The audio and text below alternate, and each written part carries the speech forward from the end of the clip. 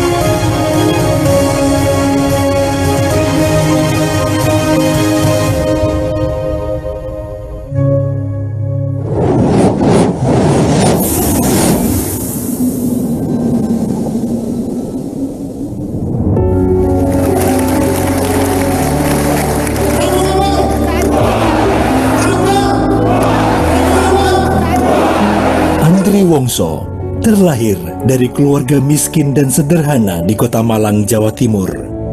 Begitu banyak lika-liku kehidupan yang harus diperjuangkan. Sekolah SD tak tamat, membuatnya harus pontang-panting menempa diri dan belajar di Universitas Kehidupan. Mengubah nasib, awalnya hanya seolah kemustahilan, namun dia terus menguatkan tekad, tak kenal takut, halangan dan rintangan. Tahun 1976, mengadu nasib ke ibu kota. Berbagai profesi sempat dijalani, dan sebagaimana layaknya perjuangan, tidak semudah membalik telapak tangan. Tahun 1980, berbekal ilmu kungfu, dia melanjutkan perjuangan dengan menjadi guru kungfu, menciptakan perguruan Hap Kundo. Dengan modal kungfu jugalah, ia berani mewujudkan impian menjadi bintang film laga di perusahaan Hong Kong dengan lokasi syuting di Taiwan. Sepulang dari Taiwan, tawaran menjadi foto model sempat dilakoninya. Namun, jiwa wirausaha memanggilnya. Dan pada tahun 1985, lahirlah Harvest, merek kartu ucapan kata-kata mutiara dan motivasi yang dikenal seantero Nusantara. Begitu panjang dan berliku-likunya proses yang sudah dilewati, dari hidup menderita sampai sukses di hari ini, melahirkan filosofi, success is my right, sukses adalah hak saya, sukses bukan milik orang-orang tertentu, sukses milik Anda, milik saya, dan milik siapa saja yang menyadari, menginginkan, dan memperjuangkan dengan sepenuh hati. Baginya, sukses tidak mungkin diraih seorang diri. Suksesnya didapat karena dukungan terbesar dari keluarga, terutama istri tercinta, Haryanti Leni Sarjana Hukum, beserta 3 buah hati mereka, Vicky, Fendi, dan Valdi, serta orang-orang yang berperan lainnya. Kini, saat kesuksesannya mampu mengilhami keberhasilan orang lain, ia terus bertekad menyebarkan motivasi, inspirasi, dan nilai-nilai wisdom melalui seminar motivasi, siaran radio, buku-buku motivasi, CD inspiratif, website, sosial media, hingga beragam sarana lainnya. Selain memotivasi dan menginspirasi, pada tahun 2015, ia juga mampu menciptakan senam AWS3 dengan gerakan yang sederhana, namun sangat efektif dan berdaya guna bagi segala umur. Senam AWS3 merupakan terapi khusus untuk pencegahan dan penyembuhan sakit di seputar lutut dan saraf kejepit, serta memelihara kesehatan fisik yang prima. Dia berharap dengan senam ini kita akan sehat, terus semangat, dan rutin melakukannya, berakhir dengan bahagia. Satu-satunya di dunia menjadikan senam AWS3 cepat menyebar ke berbagai komunitas, bermanfaat untuk kesehatan nasional dan mendunia. Seiring perkembangan teknologi yang begitu cepat, dia merambah dunia bisnis berbasis teknologi dengan mendirikan perusahaan Kompro yang bergerak di bidang pengembangan aplikasi mobile. Tak hanya itu, kepeduliannya kepada generasi muda membuat hatinya tergerak mendirikan sekolah kursus Sempoa AW Abacus Brain Gym Indonesia untuk membangun anak-anak yang cerdas, baik, dan berkarakter. Dengan segala sarana yang tersaji, ia berharap akan lebih banyak orang yang terbangkitkan dan terbakar semangatnya. Mari kita bersiap menjadi manusia Indonesia yang unggul, berkualitas, serta mampu memberikan manfaat dan sumbangsih bagi bangsa dan negara. Semoga Tuhan Yang Maha Esa selalu memberikan kekuatan dan tekad bagi kita semua untuk berjuang menjadi insan yang luar biasa. Marilah kita sambut sang pembelajar, Andre Wongso.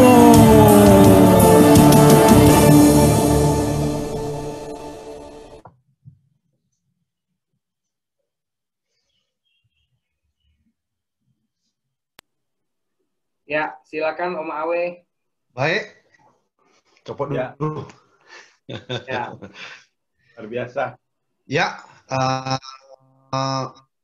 Bapak Teguh Radian sebagai tuan rumah ya BUMN, rumah BUMN, Pak Gendro, Pak Fran, Mbak Indah, dan seluruh keluarga besar BNI, terutama untuk teman-teman UMKM.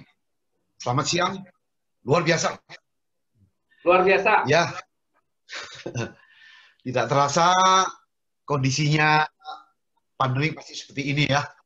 Tapi saya sangat enjoy bahwa ada juga ya BUMN bisa melayani, membuat rumah UMKM, melayani mereka supaya bisa berhasil dalam bidang usaha. Ya, hari ini tema saya adalah kebiasaan orang-orang sukses. Cocok sekali. Ya, seperti kita ketahui, seperti apa yang saya jalani, betapa pentingnya menjalankan kebiasaan-kebiasaan yang positif. Kebiasaan-kebiasaan positif harus mampu dijalankan, terutama bagi UMKM atau siapapun. Karena seperti kata-kata motivasi yang pernah saya tulis, ya seperti ini tulisannya, tolong diklik.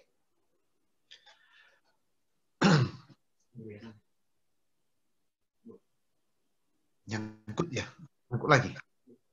Oke, kalau nggak ada sini, belum muncul. Ya, sudah muncul, Pak. Sudah muncul ya di sini. Ya, oke.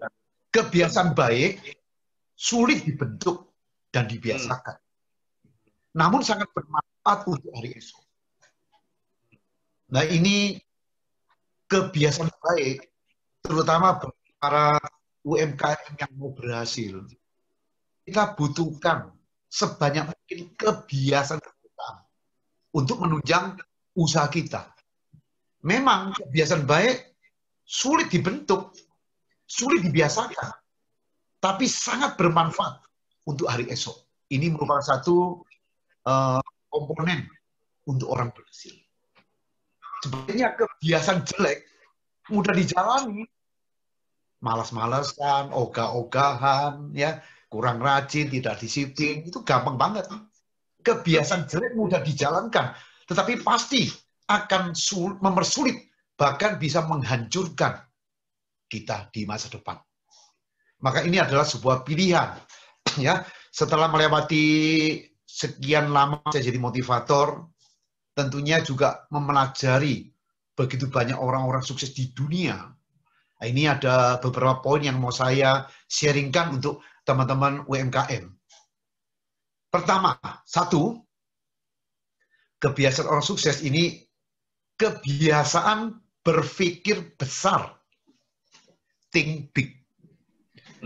Lalu orang bilang, Pak, kan saya baru usaha kecil, baru mencoba usaha, bagaimana bisa berpikir besar ya? Sukses itu bagi saya bisa dipelajari. Sukses usaha itu disengaja. Sengaja dibuat. Sukses dibuat. Embrionya melalui pikiran. Jadi sebagai UMKM, kalau ada usaha, ada produk kita yang bagus, tapi kalau pikiran kita kecil, hasilnya kecil. Maka kebiasaan berpikir besar, think big, atau nomor 2, ditambah lagi kebiasaan bermental dan karakter yang positif. 2 inilah sangat penting mendampingi kita untuk mengembangkan usaha kita apa saja. Dan sudah saya praktekkan sendiri. Tidak mudah memang, tapi bagi saya, kita bisa cek sendiri di seluruh dunia. Orang-orang yang sukses, perusahaan yang sukses, direktur yang sukses, usahawan apa saja yang berhasil, pasti punya kebiasaan berpikir besar, mimpi besar, ngayal besar, tujuan besar. Jadi orang pikir, masa sih mimpi besar, berpikir besar? Ya ini sumbernya. Ditambah lagi mental, karakter yang positif. Karakternya. Ini sumber. Jadi semuanya orang-orang berhasil pasti memiliki cara mikir. Sehingga gara-gara mikir besar, mimpi besar akan muncul. Setiap hari itu terbakar kita. Optimis. Optimisme terhadap apa yang kita jalani, terhadap apa yang kita lakukan hari ini bisnis. Dengan pengertian pikiran besar ini, jangan jadi orang kecil.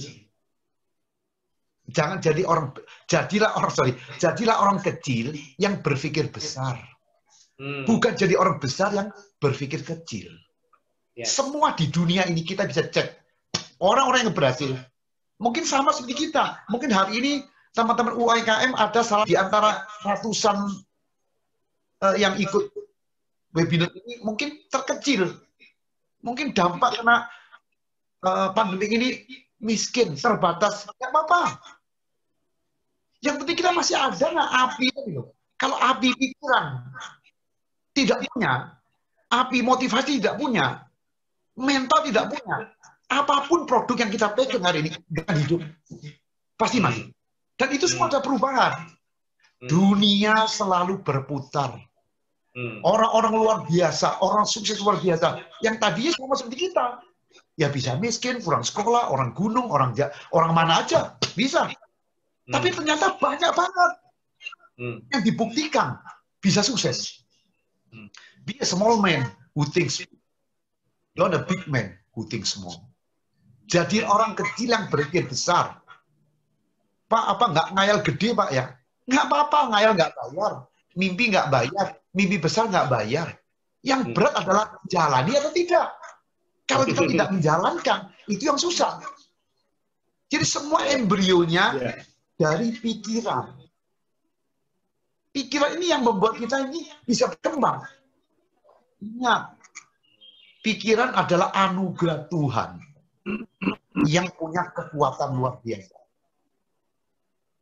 Kita mau sukses, mau hidup enak, mau bahagia, mau sehat, mau apa saja. Selama pikiran ini mengerti dan mau dikembangkan, bisa berhasil. Pikiran ini adalah anugerah.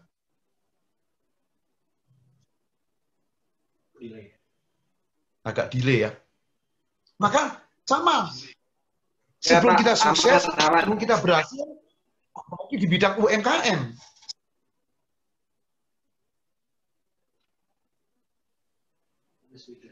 Memiliki mental yang bagus, memiliki karakter yang bagus, mempunyai mimpi yang besar.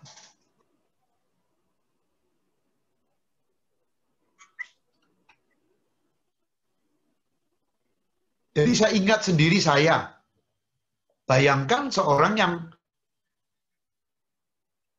sekolah cuman kelas 6 SD, itu pun nggak lulus.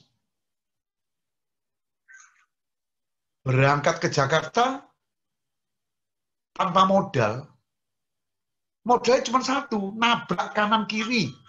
Saat itu tidak punya teori ini itu nggak ada. Nabrak kiri kanan, tapi pikiran muncul. Seperti mimpi, kepingin jadi bintang film.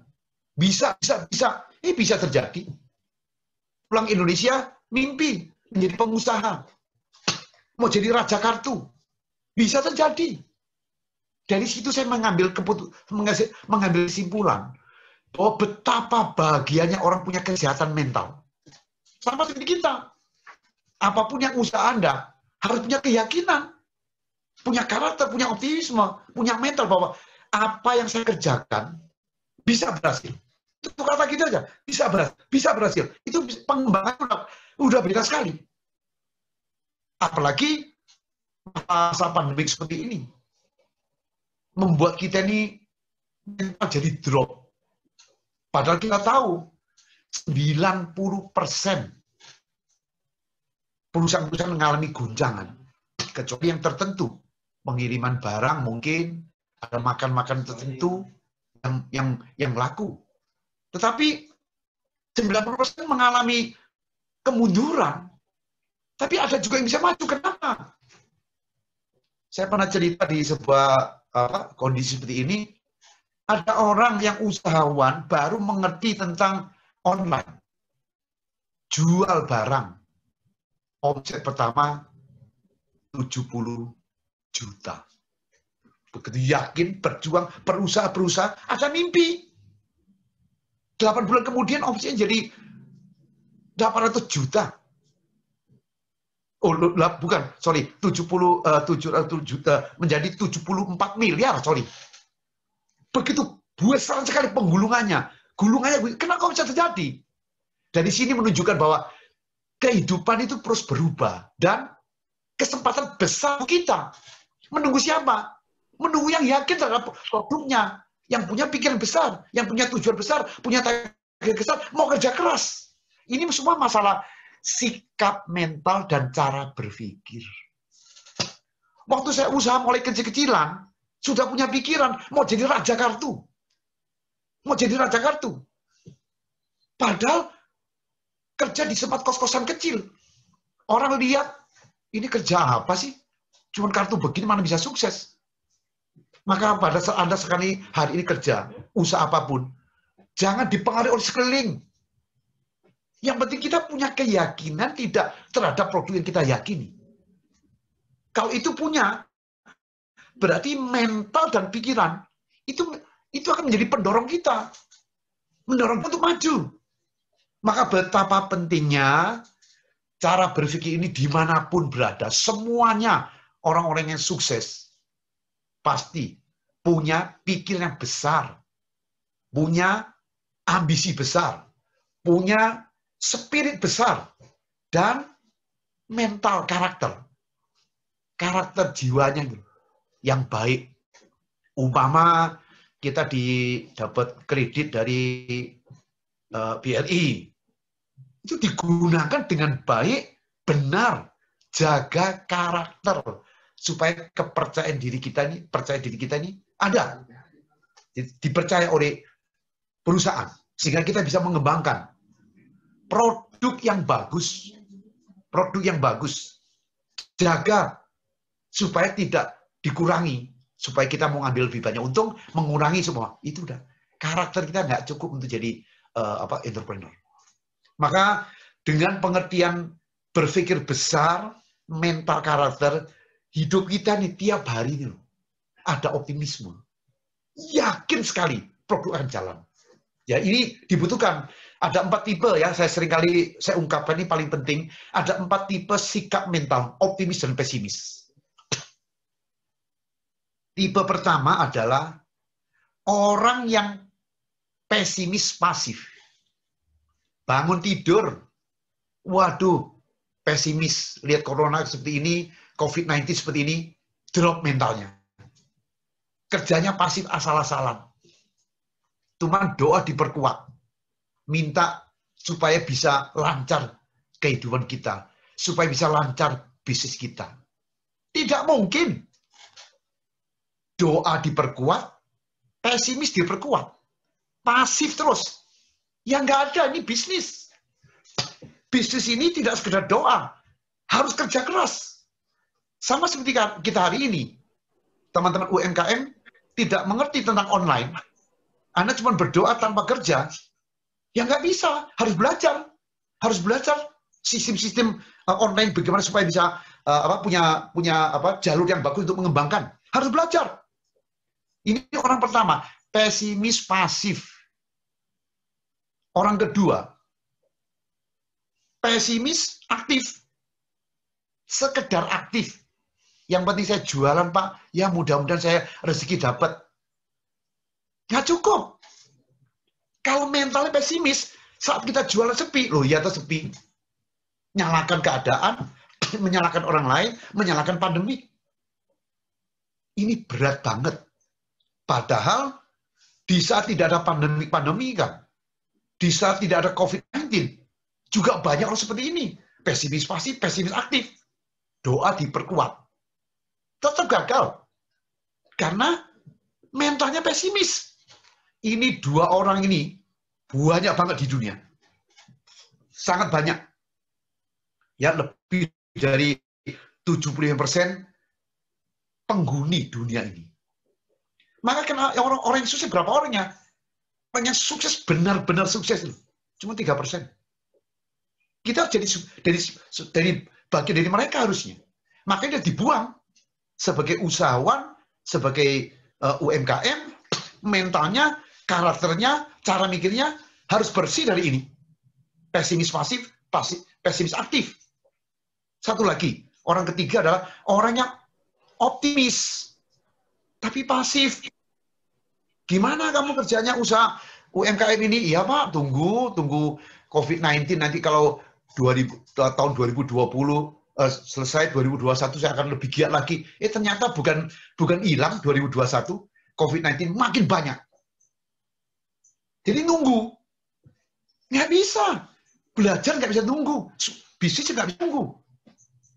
Nah ini 3 orang ini ya, apapun membuat usaha kita drop. Maka dibuang juga ini pola pikir optimis pasif ini dibuang. Nah, dengan cuman bisa pesimis pasif, pesimis aktif, optimis pasif, nggak bisa.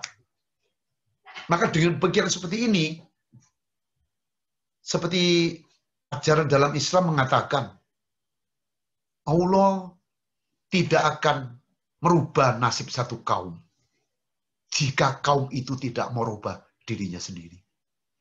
Kita pesimis, kita pasif, kita pesimis, aktif-aktifan, kita optimis, tapi pasif. Rubah ke dalam. Barulah nasib bisa dirubah oleh Tuhan. Ikut merubah kita. Jadi kita rubah dulu. Dengan rubah mental, tambah doa, memungkinkan ada dobrakan baru. Kenapa? Ada spirit, ada optimis. Maka yang baik adalah nomor 4. Orang yang optimis sekaligus aktif.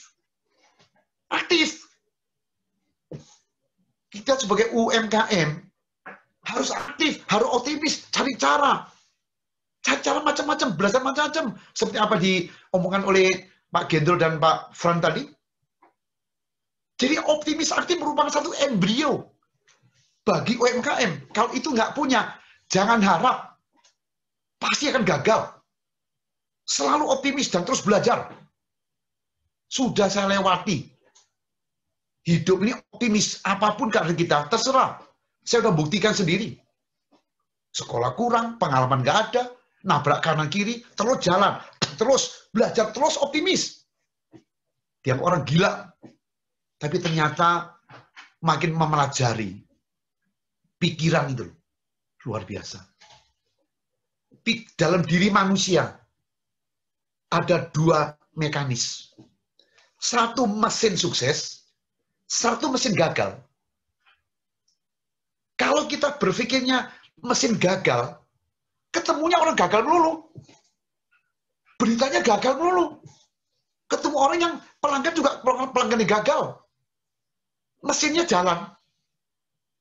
Tapi begitu mesin kita mikirnya positif, sukses, bergairah, langsung beda. ketemu orang-orang yang luar biasa seperti hari ini. Embrio anak positif bisa ketemu di rumah UMKM, bisa ada acara seperti ini, free lagi. Nah ini kan satu kata aja bisa merubah. Maka dalam kondisi seperti ini, betapa pentingnya menggerakkan mesin tadi itu. Mesin tadi tidak bisa gerak kalau nggak ada tujuan. Sama seperti mobil baru, nggak ada tujuan, nggak jalan tuh, diem aja. Mesin ini kita gerakkan, kita jalankan, sehingga muternya ada tujuan. Kebetulan hari ini ada UMKM jual apa? Anggap aja ya jual kue lah, kue enak. Cari cara lewat WA, lewat online, lewat teman-teman, terus cari dan diyakini. Nanti waktu kita yakini, kita akan tahu dijual itu apa, produknya itu apa, enak nggak, baik nggak, bersih nggak, higienis nggak. Nanti itu ketemu cara-cara makin memperbaiki terus.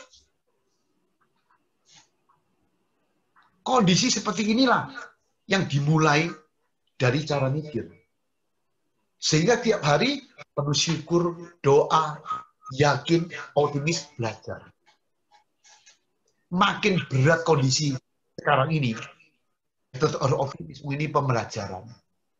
Buat saya pandemi COVID-19 adalah sebuah musibah kemanusiaan bagi seluruh manusia penghuni bumi ini. Tapi musibah yang mengandung pendidikan, pembelajaran, dan ujian. Kalau ini ujian, ini pendidikan, ini pembelajaran, ayo. Kesempatan. Kita bisa lihat kawan-kawan kita di grup. Saya kira di grup manapun, di grup WA, pasti ada yang jualan. Yang tadi nggak tahu, nggak ngerti. Malah bisa jadi pencarian benar-benar, karena apa? Menemukan produk yang bagus. Lewat teman, lewat mana saja, bisa dibuat. Entah itu makanan keripik, masakan, apa saja. Kita bisa mencari itu sebagai satu dobrakan bisnis. Ini kan kalau pikiran tidak dikembangkan, ya tidak bisa. Maka syukuri kondisi sekarang ini, yang penting kita tetap sehat. Sehat mental, sehat pikiran, sehat fisik. Pegang erat kualitas produk kita. Produk kita dan layanan, servis. Layanan harus cepat. Yakini produknya bagus. Terus belajar berkembang. Yakin. Karena kehidupan ini menjanjikan sukses. Kalau kita bisa menjanjikan sukses, iya. Kita punya hak untuk sukses. Saya bikin filosofi. Success is my right.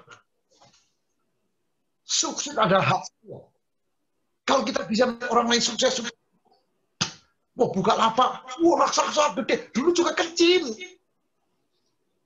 Tokopedia, gede, triliunan, dulu juga kecil. Semua embrio dari pikiran. Mulai dari pikiran ini. Mana tahu gede, gede kenapa? Bener mikirnya. Maka ingat, teman-teman UMKM, sukses adalah hak saya. Sukses bukan milik orang-orang tertentu. Sukses milik Anda, milik saya, dan milik siapa saja yang benar-benar menyadari, menginginkan, dan memperjuangkan dengan sepenuh hati. Jadi bukan milik orang tertentu. Milik siapa saja yang sadar, yang ingin, dan berjuang sepenuh hati. Bukan leha-leha muncul sendiri. Nggak ada.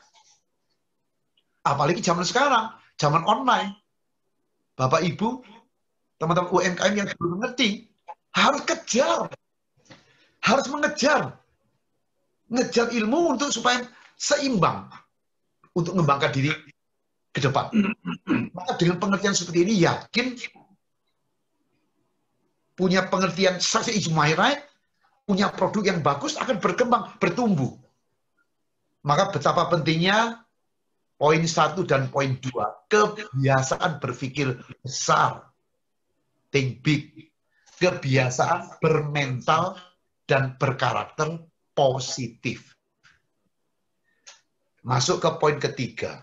Mungkin ada ini dari moderator. Dari saya dulu, Pak. Ya, silakan. Om Awe tadi di awal Om Awe bilang maksudnya gini, orang kecil berpikir besar, bertindak besar, gitu kan? Ya, orang besar yang bertindak kecil nggak jadi apa-apa. Ada satu yang saya senang kata-katanya gini, Om Awe. Minum jamu itu nggak enak. Ya. Tapi kita harus biasain pahitnya untuk dapat hasilnya. Iya. Persis. Jadi, banyak orang tuh tidak mau minum yang nggak enak gitu loh. Rata-rata maunya minum yang enak, tapi lupa bahwa manfaatnya nggak ada gitu loh. Dan saya percaya, Awe, pandemi ini yang tadi Om Awe bilang justru memperkuat kita gitu loh. Memang pahit gitu. Tapi waktu kita biasain pahitnya, lama-lama biasa gitu. Dan kita dapat manfaat yang luar biasa. Om Awe sekarang bahasa saya dulu kan saya selalu nungguin Om Awe di Smart FM setiap pagi dengerin semangatnya gitu ya. Sekarang bisa lihat mukanya gitu loh. itu semangatnya makin nular gitu kan ceritanya. Iya betul. Dan Om Awe adalah seseorang, maksud saya gini, Om Awe tuh orang tua bahasa saya. Udah mau belajar pakai Zoom, belajar pakai virtual background itu bahasa saya ini juga satu cerminan buat para UMKM. Om Awe juga bukan milenial dan tidak menyerah dengan keadaan pandemi. Jadi Om Awe adalah seseorang yang tidak cuma ngomong bahwa success is my right gitu loh. Dan Om Awe terus buktikan. Iya. Iya. Kalau saya dengar suaranya Om Awe aja langsung semangat saya langsung bangkit. Luar biasa. Jadi apalagi kalau lihat orangnya, dengar suaranya, saya seperti dengar ayah saya gitu ya. Kejar. Ya. Jadi maksudnya kalau ada yang diinginkan ya kejar gitu. Maksudnya saya jadi kayak terbangun gitu. Jadi kayak ayah saya lagi bicara nih. Ya. Dan tadi Om Awe benar. Om Awe bilang kalau mimpinya ketinggian takutnya kebesaran atau enggak. Enggak benar. Om Awe itu benar gitu. Cuman memang kita harus take action, kita harus fight gitu kan ceritanya. Ada orang cepat jadinya, ada orang lambat jadinya. Itu kan cuma masalah hasil. Tapi kalau kita bisa nikmatin gitu ya, perlahan demi perlahan. Tapi ketemu orang-orangnya seru Om Awe. Ketemu Om Awe, ketemu Bang Sandi. Tadi masih sibuknya luar biasa gitu ya. Masih sempetin, ya cuman mungkin beberapa hal yang ya mungkin kita belum diizinkan dan sangat baik dari Pak Menteri gitu ya untuk mendapatkan kebijakan-kebijakannya. Tapi kabar gembiranya Om Awe, saya Pak Frans nanti sama Pak Teguh diundang ke Kemenparekraf untuk apa yang bisa dikolaborasikan dengan Deputi 7-nya. Dan itu juga melihat bahwa kita nggak sendirian dalam pandemi ini gitu kira-kira Om Awe. Iya, saya lanjut ya. Siap. Ya, memang tadi pahit itu ya sebuah obat, namanya juga obat. Apapun yang pahit, apapun kondisi yang sekarang ini adalah untuk menguatkan mental kita.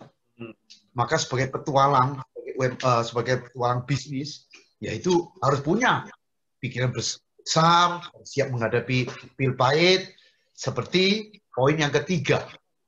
Orang-orang yang berhasil, orang-orang sukses, poin ketiga, kebiasaan berani mengambil resiko. Resiko apa? Ya, resiko gagal, resiko sepi. Nah, kalau produk kita nggak bagus, usaha setengah mati nggak akan berhasil. Apalagi mental nggak bagus. Maka harus cari produk yang menarik, produk yang baru, produk yang apa ya, yang perlu inovasi. Ini berani ngambil resiko. Waktu gagal gimana? Ya, saya udah mengalami ribuan kegagalan sampai saya bilang bahwa kegagalan adalah vitamin. Maka orang bilang kegagalan adalah tangga sukses yang tertunda. Ya betul. Jadi semua pebisnis, semua UMKM harus berani mengambil sebuah risiko. Karena hasil dari risiko yang gede itu dapat yang gede. Waktu saya mimpi-mimpi kepingin jadi wirausahawan dulu, baru kerja itu kartu ucapan loh. Mikirnya juta. Nah kalau gagal gimana? Nggak mikir. Tidak mikir ruang gagal saya. Saya hanya mikir bahwa ini bisa berhasil. Berpengharapan, optimisme. Karena begitu dicanangkan keberhasilan, mimpi digedein, jalannya pelan-pelan, step by step. Nggak taunya berkembang luar biasa. Gara-gara berani mengambil keputusan. Dan tidak ada usahawan-usahawan besar yang tidak berani tidak mengambil risiko. Berani mengambil risiko. Karena sebuah mimpi besar, target besar, risikonya juga besar. Tapi kalau kita mengerti bahwa ini adalah bagian daripada sebuah sebuah risiko diterima. Kalau nggak sukses ya gagal. Seperti olahragawan. Kalau nggak sukses ya gagal. Maka berani menerima keadaan apapun sebagai satu risiko, tapi kita tetap belajar dan bangkit. Itu poin yang kebiasaan bagi orang-orang sukses. Poin keempat, kebiasaan fokus menekuni usaha. Maksud menekuni usaha gimana ya? Banyak sekali kawan-kawan yang teman-teman kita nanya di YouTube saya, ya, di pribadi, di IG saya, itu nanyanya begini, saya pegang ini Pak, tapi ini juga bagus Pak, ini juga boleh nggak? Nggak bisa. Apalagi saya pemula UMKM, pemula, mungkin banyak sekali yang banyak jadi pilihan. Ini diprioritaskan. Satu yang cocok, satu yang senang, satu yang berharapan. Satu dulu, fokus, satu aja. Begitu kita nyoba yang lain, kabur semua. Maka konsentrasikan pada satu titik. Fokus satu saja.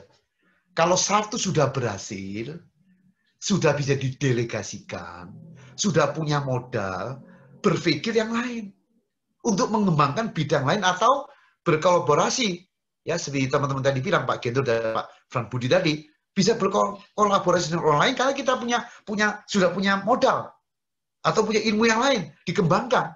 Boleh, tapi ya kalau sekarang sebagai pemula, konsentrasikan pada satu titik saja. Satu titik saja. Kalau itu yang difokuskan terus-menerus, bisa bertumbuh, berkembang. Satu aja. Maka ini seringkali membuat banyak teman-teman yang kepingin pegang ini belum berhasil, pindah lagi. Karena apa? Hati tidak cukup untuk yakin bahwa ini berhasil. Pada setiap usaha apapun ada jenjang dan proses. Tidak ada UMKM atau bisnis itu sukses selalu naik. Nggak ada. Selalu ada gelombangnya. Ya, gelombangnya ada gambarnya. Gambar yang akan kita raih itu jelas sekali. Maka itu yang dipacu melalui produk yang kita tekuni. Satu hati, jiwa kita di situ terus menerus akan bertumbuh, akan berkembang. Jangan pegang yang lain sebelum matang. Ya, kecuali sudah ini kita jalankan, mentok total, mulai kita berpikir yang lain. Itu berarti beralih. Boleh, tapi semua itu prioritas. Yang cocok, yang bisa berpengharapan besar, baru kita ambil. Ya, jadi semua orang-orang berhasil, ya, kebiasaannya adalah fokus menekuni usaha. Tapi kok ada konglomerat kok bisa berhasil, punya puluhan, bahkan ratusan perusahaan, ya itu tadi. Gara-gara udah matang di satu, mulai mengembangkan diri, lalu punya leadership, punya kepemimpinan, ya, punya pendelegasian, punya orang-orang yang dipercaya. Ini ilmu kepemimpinan yang bisa mimpin, yang cari orang yang dapat dipercaya, cari orang yang bisa dapat dipercaya, yang membantu mengembangkan bisnis yang dia pikir, berkembang. Nah, itu bisa. Sekarang jangan dulu. Proses dulu. Kalau udah ada, baru kita bisa mengembangkan ekspansi di bidang lain, baik diri sendiri ataupun lewat kolaborasi dengan orang lain. Itu poin yang kedua. Masuk poin yang kelima. Om Awe, dikit dulu nih Om Awe. Baik. Ini yang nomor 3 sama nomor 4 tuh kadang-kadang tabrakan. Jadi karena dianggapnya harus berani ambil resiko, kadang-kadang kehilangan fokus. Dia lupa bahwa yang benar fokusnya sebelah sini, tapi dia lihatnya ini peluang, diambil juga, gitu loh ceritanya. Loh, ya karena hatinya itu tadi apa yang dipegang itu nggak yakin. Kalau dia yakin betul bahwa ini adalah suatu cocok dengan saya dan akan berkembang, ya itu fokus, dia jalan. Kalau noleh kanan, noleh kiri, ya sama kayak pacaran aja. Udah ketemu yang cocok masih kanan kiri, bubar semua dua-duanya akhirnya. Jadi tetap fokus, tekuni apa yang kita usahakan, dan ambil risiko kalau gagal. Nggak apa-apa, itu tidak ada UMKM atau usahawan pemula yang tidak mengalami kemunduran, stagnan, sepi, itu biasa. Justru ini mentalnya diperbesar untuk mendorong yang sepi, cari cara, cari sistem. Di online tuh Mama, saya udah masuk ke online jualan, kok sepi ya? Tunggu, orang belum kenal kita, nanti orang nyoba sekali. Wah enak nih, beli lagi. Umpama makanan nih, nanti enak nih, beli lagi. Berkembang terus, lama-lama produknya nggak satu, jadi 2, jadi 3, mau jadi besar.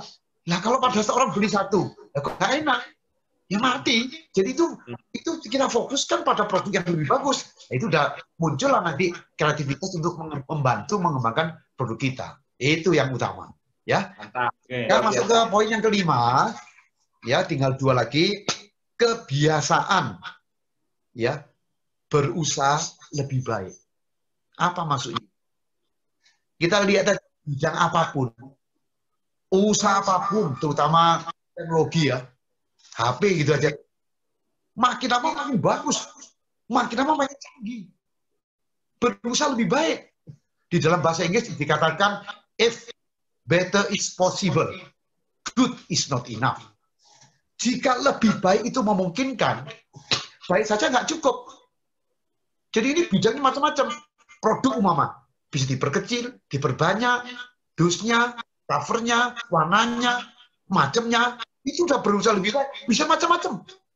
Seperti saya dulu, satu produk, kartu mama, berkembang jadi kertas surat, jadi kartu ucapan ini itu, kertas kado, tas, dan macam-macam bisa berkembang. Karena kita berusaha untuk berusaha lebih baik, memperbaiki diri.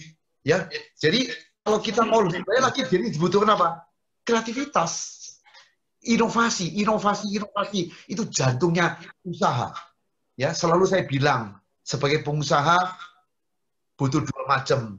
1, pikirkan apa yang tidak dipikirkan oleh pesaing. 2, kerjakan apa yang tidak dikerjakan oleh pesaing. Jadi kalau kita one step ahead, 1 langkah dulu, kita lebih dulu dari orang lain, lalu kerja lebih dari orang lain, ya kita jadi bagus, layanan kita lebih bagus, layanan, produk, apa saja. Maka tiap kali, tiap hari itu, kita selalu mencari cara, mencari solusi, yang baik diperbaiki, yang kurang diperbaiki lagi, sudah baik, diperbaiki lagi, jadi golong terus, bertumbuh terus, berusaha lebih baik. Nah kita sebagai UMKM harus belajar, terutama tentunya sekarang ini dibutuhkan adalah teknologi. Pengetahuan, pengertian tentang online, tentang marketing online. Jadi ini kita belajar, harus belajar. Seperti hari ini diciptakan ketuanya Pak Teguh, ya, rumah BUMN. Ini kesempatan buat kita untuk belajar dan belajar, ya. Jadi itu salah satunya adalah apa? Untuk berusaha lebih baik, terus lebih baik. Akhirnya bertumbuh, ya. Itulah poin-poin, 5 poin, dan tentunya kebiasaan orang sukses itu bisa ratusan. Kebiasaannya bisa ratusan. Karena ini kan waktu cukup mepet, ya. Dan sekarang masih ada 1 poin lagi, poin ke-6. Poin ke-6 adalah kebiasaan berbuat kebaikan. Kaitan apa kebaikan dengan sukses ini? Oh, besar. Khususnya di hari ini, kita pandemik makin parah. Kita memunculkan sebagai usaha, memunculkan budaya kepedulian sosial. Ya, saya kira perusahaan-perusahaan besar, ya, terutama contohnya BRI sendiri, ya, brilian ini, bisa melayani UMKM. Mikir itu melayani, ini berbuat baik. Banyak sekali perusahaan besar juga bikin CSR, menyisihkan keuntungan untuk berbagi pada orang lain. Sama, kita juga sama. Pak, kata UMKM belum gede, Pak. Nggak apa-apa. Membantu sekeliling. Umpama Anda sebagai pemasok atau menerima produk barang dari orang luar, umpama masakan, kita bikin produk makanan, masuk dari orang, bantu. Seringkali kita bantu orang lain. Ya dengan berbuat kebaikan seperti itu. Ini mental jadi kaya. Secara spiritual, secara hati itu jadi kaya. Ini adalah putaran. Putaran Tuhan itu tidak tidur. Bisa gulung kembali. Apalagi masa pandemik seperti ini, kita menimbulkan perhatian kesetiaan sosial seperti apa saya jalani tiap bulan itu bagi ke pemulung, ke satpam, ya, ke orang yang dibutuhkan, tukang ojek, tukang ojol. Ini membuat kita ini kaya. Kaya mental, bukan kaya duitnya. Kaya mental, tapi secara langsung akan bertumbuh semuanya, akan memengaruhi. Jadi kita lihat orang-orang yang luar biasa seperti bos dari siapa itu, Bill Gates, dia bikin yayasan kanker, yayasan semua banyak, CSR. Nah kita juga sama, kita kecil-kecilan sama, berbuat sekeliling membuat kita akan mutar, ya. Itulah 6 poin kebiasaan orang sukses secara sederhana, karena kita juga sederhana UMKM, dan tentunya masih banyak puluhan bahkan ratusan kebiasaan orang sukses. Tapi kita cukup 6 ini yang kita bahas. Kebiasaan berpikir besar, think big. Kebiasaan bermental dan karakter yang positif. Kebiasaan berani mengambil risiko, ya.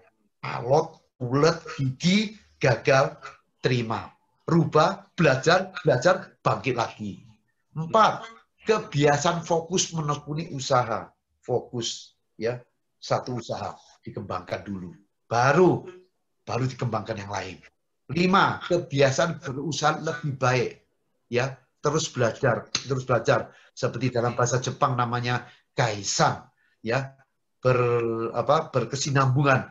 Perubahan, pembenahan diri berkesinambungan. Itu inovasi. Sumber bisnis produk adalah inovasi. Ya. Nomor 6 adalah berbuat kebaikan. Jadi apa yang kita tanam, itu akan kembali kepada kita sendiri. Ya. Itu 6 poin, Pak Gendro, Pak Frans, Budi.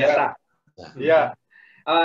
Jadi kawan-kawan, kalau Om Awe bilang masih ada ratusan kebiasaan orang sukses, jangan lupa follow IG-nya Pak Andri, Om Awe, gitu kan, supaya ini ada @andriwongso atau nanti YouTube channelnya, semuanya pokoknya ikutin, tubruk aja, karena Om Awe ini banyak yang bisa dibagi kepada teman-teman kita, dan dengan dunia yang pandemi ini jadi lebih gampang lagi ketemu sama Om Awe.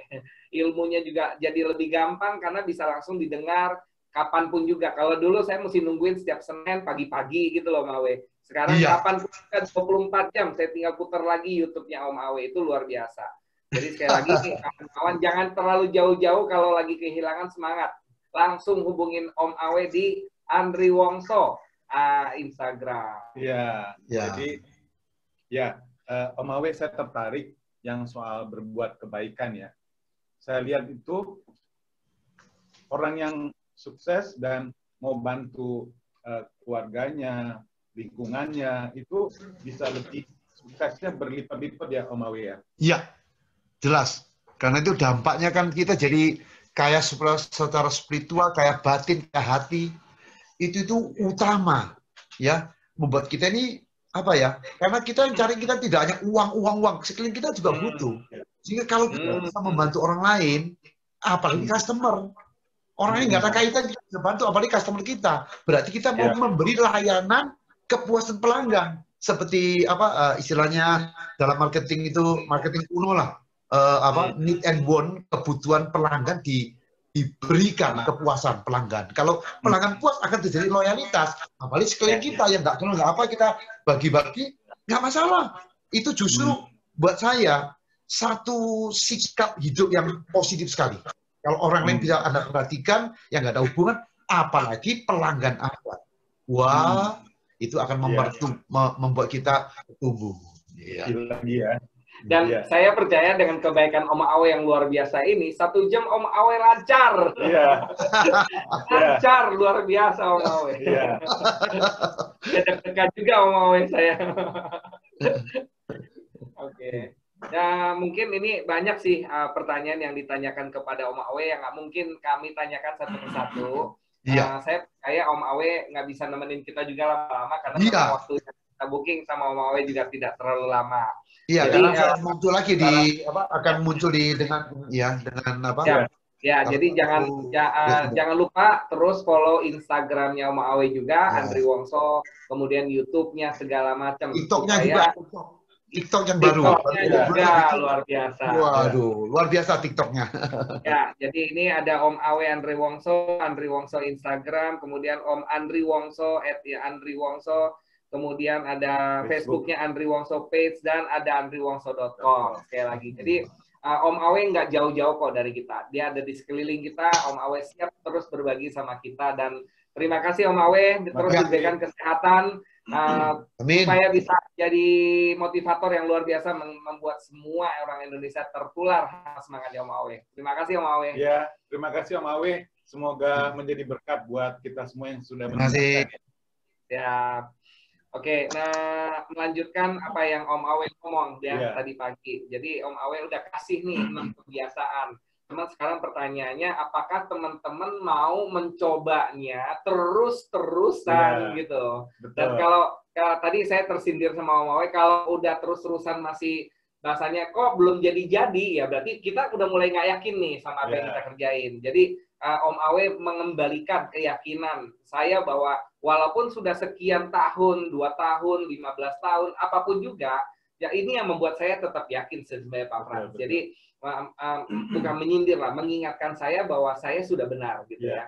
Kalaupun ada bahasanya ada orang lain yang lihat ini ada yang lebih bagus, itu ada yang lebih bagus. Kalau kita coba semalam aja saya dibilang, udah fokus aja dulu ini dijadiin, kalau udah jadi kemudian bisa dilimpahkan ke orang lain, baru kita lihat yang lain lagi. Kira-kira gitu. Intinya Pak Gen, kita itu harus jadi yang terbaik dulu di satu bidang gitu ya. Fokus sampai jadi yang terbaik, baru setelah itu bolehlah melirik. Berbuat baik, baru boleh berbuat baik.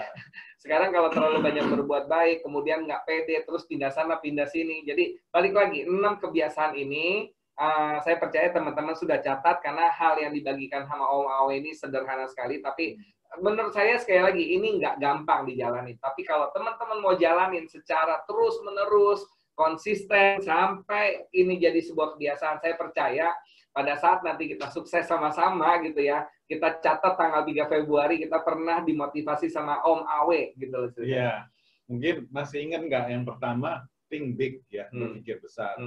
Terus yang saya ingat itu harus fokus, berani ambil risiko, berbuat kebaikan. Nah ini saya ingat 4 nih. 2 lagi itu apa? Ayo, 2 lagi apa? Segera kirim chattingnya Anda untuk kami bisa menentukan siapa pemenangnya. 20 orang yang mendapatkan e-book dari saya dan Pak Frans, dan 100.000 dari link aja yang diberikan oleh Berry. Ayo, 2 apalagi di yang ke 5 sama ke 6 ya, kebiasaan orang sukses. Segera chatting di kolom chatting berikut Anda supaya Anda bisa berebut untuk mendapatkan yang namanya hadiah tersebut. Wah, ini cepet nih. Wah, mantap. Kebiasaan mental dan karakter positif. Lebih baik dan lebih baik lagi. Ini 6-6-nya dicatat. Oh, berebut dah.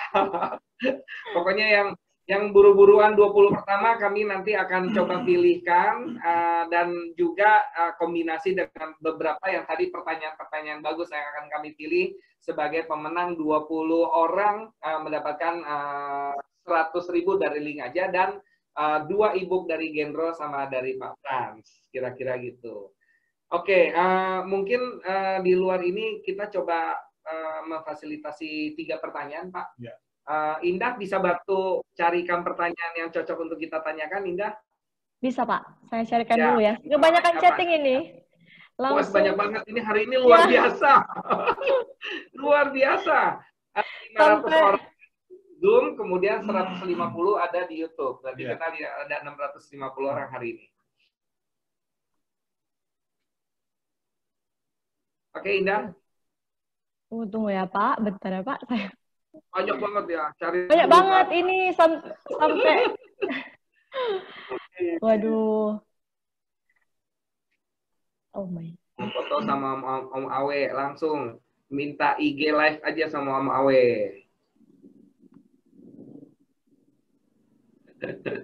Udah dapat tadi, tapi banyak yang chatting jadi ke timpa. Seru ya, seru ya. Oke. Oke. Saya mau sambil nungguin Indah nyari, saya pernah ngobrol sama Om Awe, dia bikin rekaman ya, 1 jam di sini. Dia cerita tentang bedanya olahragawan sama atlet. Jadi serunya gini kawan-kawan, olahragawan itu tetap melakukan olahraga. Tapi olahragawan itu tidak mengikuti pertandingan. Sedangkan atlet itu selalu ikut pertandingan. Dan apabila seorang atlet melakukan pertandingan terus kalah, dia tidak terus berhenti gitu loh. Dia terus berlatih untuk menyongsong pertandingan berikutnya. Nah, banyak orang pada saat bertanding kalah berhenti, ya itu mentalnya cuma olahragawan, Pak. Tidak cuma atlet gitu. Jadi dalam berbisnis, saya berasa Pak Awe tuh nitipin ke kita harus jadi atlet. Harus tahan pukul. Oke. Ini chattingnya 74 message. Wah, luar biasa. Kebanyakan yang jawab, Pak. Jadi ketimpa semua. Jadi ketimpa ya pertanyaannya ya. Oke. Sudah tercatat? Sudah ada pertanyaannya? Belum. Bantu cariin boleh nggak, Pak? Ya, ini saya juga lagi nyari. Ya.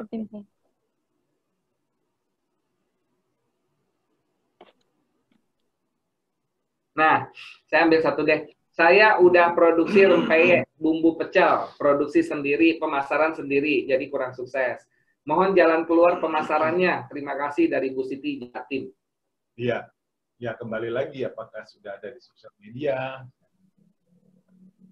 Ya, apakah produknya sudah ada di sosial media?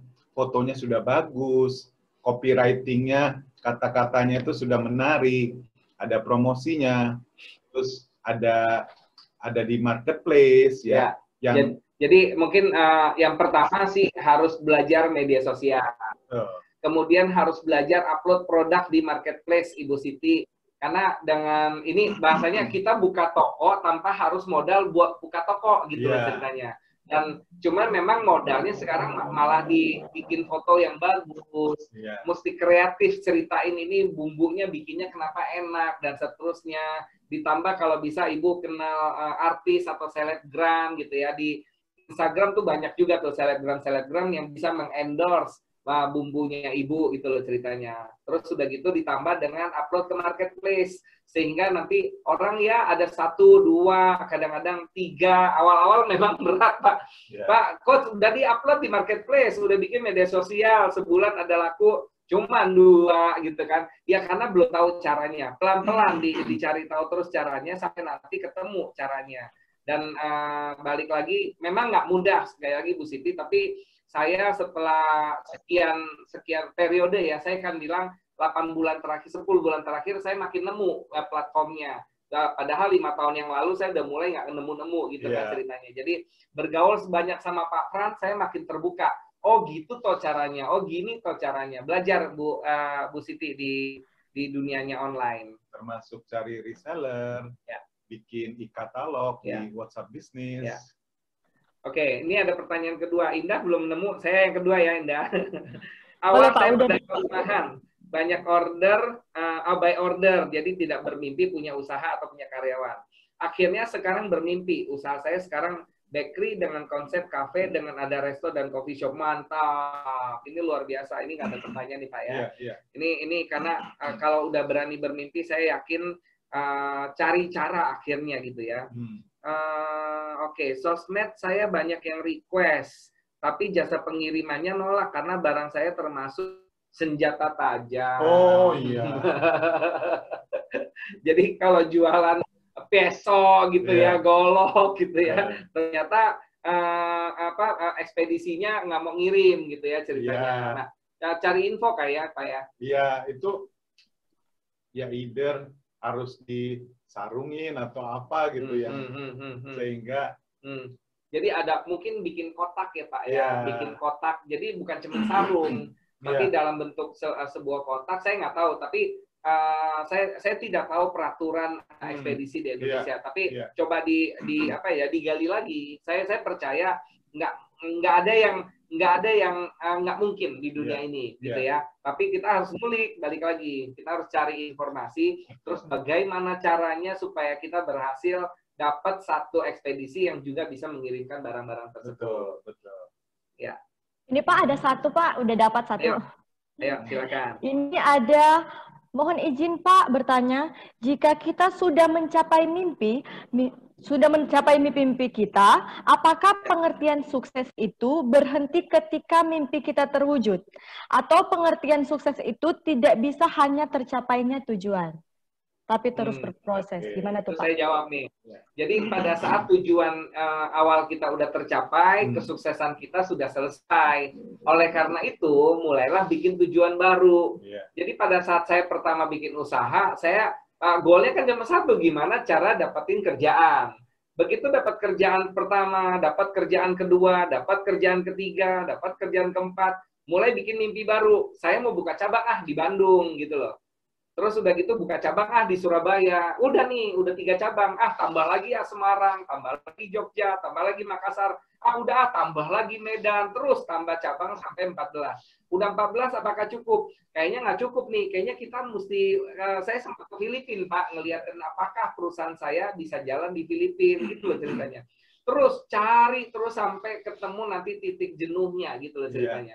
Begitu titik jenuh semuanya udah bisa jalan, mungkin kita diversifikasi. Tapi proses yang asiknya tuh prosesnya itu yang dibilang sukses. Karena saya mampu melewati proses demi proses sampai karena banyak yang didapetin pada saat saya lewatin prosesnya. Saya dapat teman, saya dapat pengetahuan baru, budaya baru di kota baru, teman baru di kota baru, cara baru dengan cabang baru. Banyak hal itu yang akhirnya memperkaya saya. Dan saya percaya seseorang yang sukses itu pasti ada isinya. Dan isinya nggak cuma kantong gitu loh. Kantong sama pikiran. Bayangin Om Awe walaupun umurnya 60 ke atas, itu bisa ngomong tentang Kaizen. Itu kan kalau nggak membaca kan nggak mungkin bisa gitu. Dan Om Awe itu anaknya 3-3-nya lulusan luar negeri loh, Indah. Lulusan luar negeri. Jadi Om Awe itu SD tidak tamat, tapi bisa menyekolahkan anaknya 3-3-nya kuliah di luar negeri. Jadi balik lagi, saya percaya ini semua proses. Dan Om Awe sendiri menurut saya nggak berhenti. Kalau dia berhenti tuh dia nggak mau tuh pakai Zoom gitu loh ceritanya. Dia mau mungkin cuman radio doang, tapi Om Awe terus belajar prosesnya gitu. Jadi sekali lagi, success is a journey, not a destination. Jadi ibaratnya Pak Gendro baru cerita, ibarat kita mendaki gunung, mungkin gunung yang kita udah daki itu ada lagi gunung yang lebih tinggi gitu. Jadi jangan puas dengan satu gunung gitu ya. Pasti ada gunung yang tertinggi. Nah, itu yang ini jangan salah persepsi gunung nih ya. Ini pembicaranya serius nih ya. Oke, ini ada pertanyaan dari Nur Laili. Tadi sempat disebutkan tentang percaya diri, confidence. Sangat berpengaruh, berkorelasi dengan berani ngambil risiko. Namun kadang-kadang confidence-nya naik turun. Nah, gimana cara mempertahankan confidence-nya diri kita sendiri? Karena beberapa orang mengatakan saya mampu, tapi justru saya yang tidak mampu. Mungkin ini ngutip kata-kata Om Awe gitu kan ceritanya. Kita belum yakin dengan apa yang kita kerjain. Bukan masalah percaya dirinya kita. Jadi kalau kita percaya dengan apa yang kita kerjakan gitu ya ceritanya. Pasti ada pro, ada kontra gitu ya. Misalnya istri saya bikin kue lapis, Indah nggak ada di sini nih. Kalau ada Indah di sini, saya kasih di kue lapis itu ada kue lapis gitu ya. Terus kue lapisnya istri saya bilang gimana? kurangnya apa? Kurang manis ya, terus saya makan. Oke kok, justru buat orang-orang yang umur 40 ke atas kan mau ngurangi manis gitu kan ceritanya. Ayo bikin yang banyak biar nanti saya jual di online, kira-kira gitu ya Pak ya. Apakah terus akan berhasil kue lapisnya? Belum tentu, tapi istri saya harus pede. Maksudnya gini, dari 10 orang yang makan kue lapis istri saya, 10-nya bilang enak Pak. Terus bikin lagi 10 gitu ya, ada 9 bilang enak. Nah, yang lucunya Indah, kue lapisnya istri saya jadi tidak enak pada saat dia tidak mood bikinnya. Pada saat dia tidak mood, waktu dulu orang tua almarhum ibu saya masih ada pesanan 5 loyang gitu ya, tapi dia lagi nggak mau bikin, Pak. Itu kuenya jadinya nggak enak gitu. Nah, terus dibalik lagi, ternyata bikin kue itu ada urusan sama mood gitu kan ceritanya. Jadi ngadonnya itu kalau tidak pakai hati, itu kok rasanya bisa nggak enak gitu ya ceritanya. Dan saya kalau dibongkar, saya percaya itu cuma masalah pola gitu loh. Ada pola-pola tertentu, kalau orang lagi ngamut harusnya per 5 menit diangkat, masuk lagi loyang 5 menit diangkat, ini lewatnya dibiarinin gitu loh ceritanya. Tidak konsisten, tidak presisi bahasa saya gitu loh ceritanya. Jadi balik lagi, sesuatu yang kerja dari hati, saya percaya pasti presisi gitu loh ceritanya.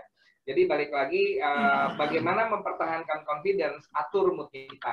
Cari pola-pola pada saat kapan sih mood kita lagi bagus, ambil rekamannya, kemudian bawa ke hari ini. Seperti apa? Bajunya kalau bisa disamain, mejanya disamain, semua alat-alat harus sama kerjanya. Karena pada saat semuanya udah sama, biasanya moodnya masih muncul. Betul. Dan juga motion itu mempengaruhi emotion ya. Jadi gerakan kita mempengaruhi emosi kita. Pada saat mood kita kurang baik, kita harus rubah gerakan, rubah postur. Mungkin tadi agak lemas gitu ya, harus jalan-jalan. Yang sederhana gini, Pak Frans, Indah pernah dengar nggak nenek kita kalau lihat kita nangis langsung dibilang tuh ada cicak di atas. Iya. Istilah dulu. Lihat cicak di atas, air mata nggak bisa turun gitu loh. Jadi memang ternyata pada saat kita setiap hari tersenyum, jadi ini Indah udah tersenyum, ini udah bagus. Tapi kan kalau lagi moodnya jelek kan nggak tersenyum tuh. Begitu nggak tersenyum gitu ya, itu akan memicu juga pikiran kita nggak senyum gitu loh ceritanya. Jadi kalau kita senyum, pikiran kita senyum. Ayo kita latih sama-sama ya. Coba ya. Sekarang semuanya tersenyum, oke? Coba pikirin yang susah-susah, kan nggak nemu. Bisa nggak mikirin yang senyum-senyum? Kita tersenyum terus mikirin yang susah, nggak bakal bisa gitu. Dan itu luar biasanya. Jadi Indah, kalau saya lagi stres, balik lagi, saya suka nongkrong gitu loh ceritanya. Ya, saya sebutin merek gitu ya, tempat ngopi yang menurut saya cukup nyaman, karena begitu saya lagi nggak mood, duduk di sana, kok moodnya masuk, dapat lagi, saya nggak ngerti. Apakah warnanya, hijaunya, apakah saya lihat kasirnya, kasir-kasir yang ada di sana tuh semangat kerjanya luar biasa Indah. Nggak ada yang nggak senyum gitu kan ceritanya. Dan saya tertular gitu loh ceritanya. Tapi ada beberapa kafe yang karyanya cuma 2 orang, mukanya juga jelek gitu ya. Waktu saya kerja, ngeliat muka jeleknya aja saya males gitu loh ceritanya. Dan saya tidak nemu di Starbucks itu untuk momen-momen yang jelek itu. Jadi saya selalu datang ke sana. Jadi sekali lagi, kalau kita lagi bad mood, sekali lagi ya, saran saya lagi pada Indah nih, kalau lagi bad mood, lagi patah hati, jangan dengerin lagu-lagu melo. Galau. Jangan dengerin lagu galau. Udah gitu lagunya galau, lagu patah hati, ditambah dengan pisau, ditambah dengan jeruk nipis sama garam sekalian. Ya, dengerin lagu-lagu yang justru ceria gitu loh ceritanya. Langsung masuk cari Instagramnya Om Awe gitu loh. Kalau nggak TikToknya. Begitu dengerin omongannya dia aja gitu kan, wah langsung luar biasa. Kira-kira gitu.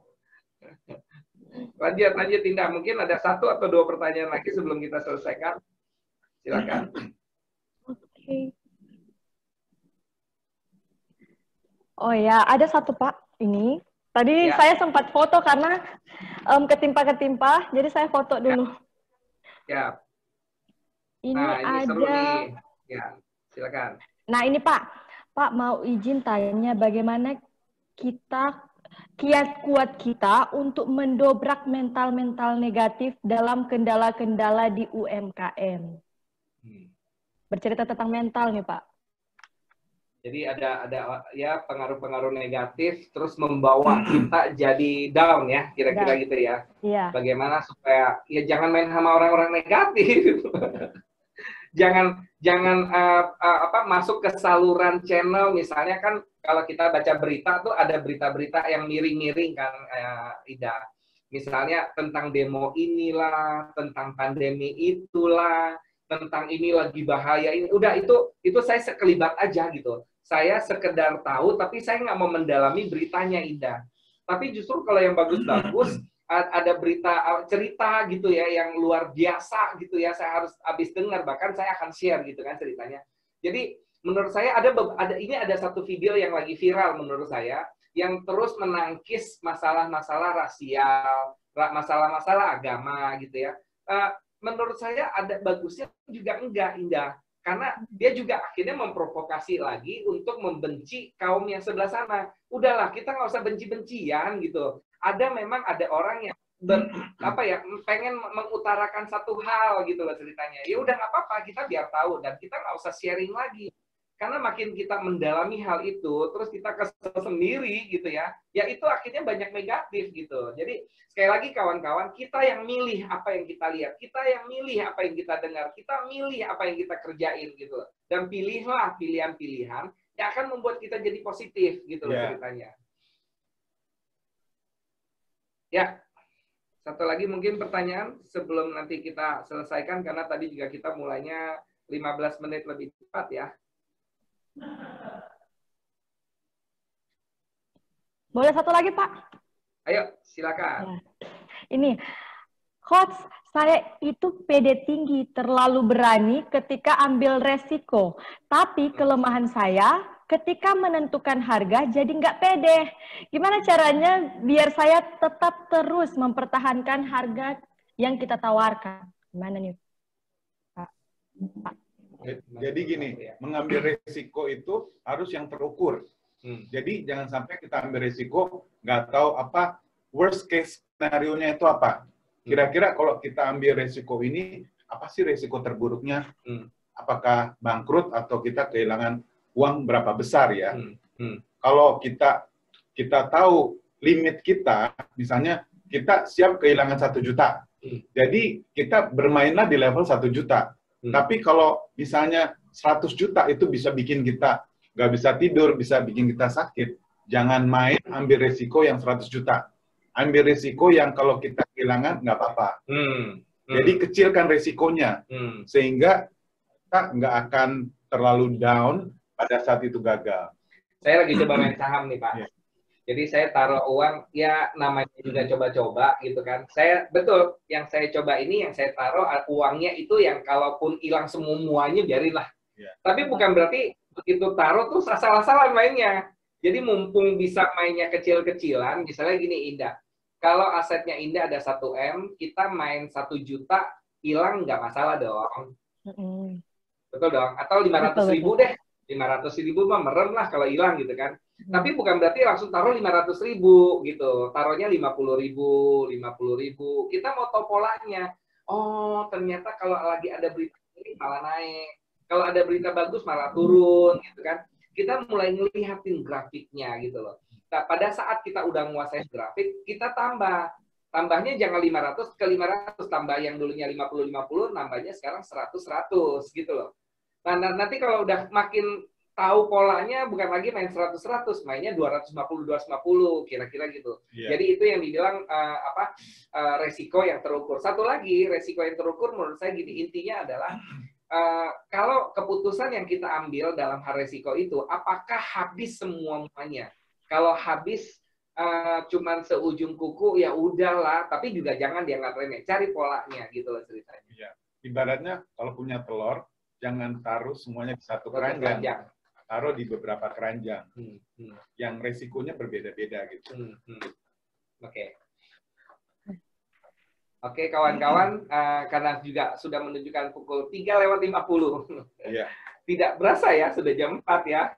Jadi saya percaya kawan-kawan tetap stay tune, tetap perhatikan jadwal-jadwalnya UMKM Brilian yang diadakan oleh BRI. Kami akan terus menghadirkan pembicara-pembicara bernarasumber yang terus bisa memprovokasi kita, yang bisa memberikan wawasan buat kita, yang memberikan keterampilan, keahlian, dan lain-lain. Jadi kita akan mencoba mengusulkan kepada BRI, Pak, ini yang bagus, yang ini bagus, yang itu. Ya, jadi kita akan berusaha lebih baik lagi ya dari waktu ke waktu, supaya apa yang kita sharingkan bermanfaat buat teman-teman semua. Mungkin dari Indah?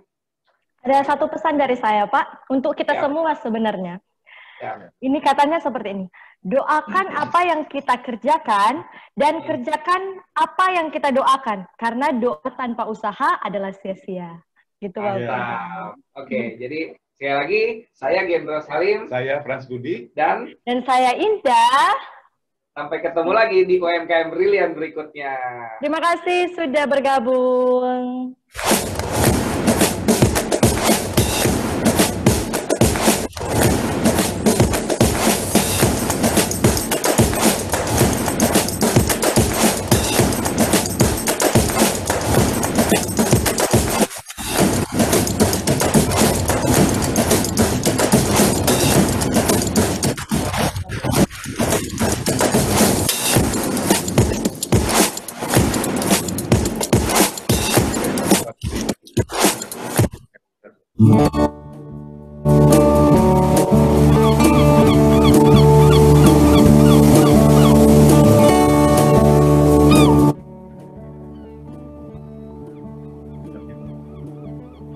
Indonesia adalah salah satu negara maritim terbesar di dunia.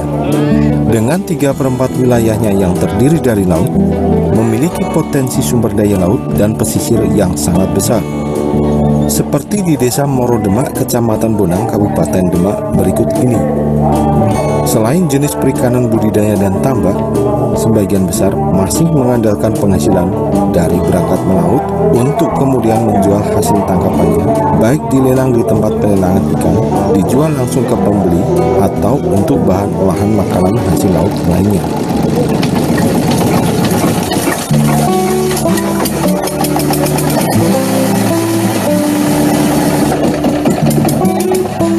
Sekarang itu semakin susah, Mas, sulit karena apa itu mungkin ya pengaruh juga alat-alat itu, Mas, alat-alat yang tidak ramah lingkungan itu kemungkinan aja itu. Seumpamanya dapat penghasilan 100.000 itu dibagikan sama ABK 25. Jadi 75, lah 75 gawe mangan utawa perbekalan sanggup sekolah kan kurang, Mas. Faktor kondisi alam dan hasil laut yang makin tidak menentu memaksa sebagian nelayan untuk melaut tanpa mempekerjakan ABK atau anak buah kapal. Kalau pulang dari laut itu toh, Mas, ibu ikon ngumpet, Mas, ning gelagagang. Pernah bapaknya itu malu diolok-olok sama temannya nelayan sendiri. Karena perempuan itu kan aslinya kan di rumah, kok dijak melaut gitu. Dulu kesannya itu sangat tabu bagi masyarakat melihat perempuan itu aktivitas di luar rumah, apalagi melaut. Perlu perjalanan panjang untuk memperjuangkan perubahan identitas pekerjaan sebelumnya ibu rumah tangga menjadi nelayan di KTP, dan pemerintah bisa mengakui profesi tersebut. Pertama kalinya di Indonesia, di Kabupaten Demak berhasil membuat pengakuan profesi perempuan nelayan di KTP. Dialah Mas Nuah, seorang perempuan yang lahir dari keluarga nelayan di Kabupaten Rembang yang telah mendirikan Puspita Bahari sebagai komunitas perempuan nelayan, sekaligus kelompok advokasi terhadap para perempuan korban kekerasan. Saiki malah jadi nelayan. Kuwi kita, Mas, aku berhak untuk mendapatkan asuransi, Mas. Menjagani lah awake dhewe nak ning segara nak menewone ana apa-apane, Mas lah. Setelah memperjuangkan status profesi, Puspita Bahari juga bergerak memberdayakan kaum perempuan.